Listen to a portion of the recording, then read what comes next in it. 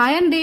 మన సబ్స్క్రైబర్ ఒకరు డెలివరీ తర్వాత పాలు మంచిగా రావాలంటే ఏం చేయాలక్క, నీకు చిన్న బాబు ఉన్నాడు కదా అని అయితే కామెంట్ లో అడిగారనమాట.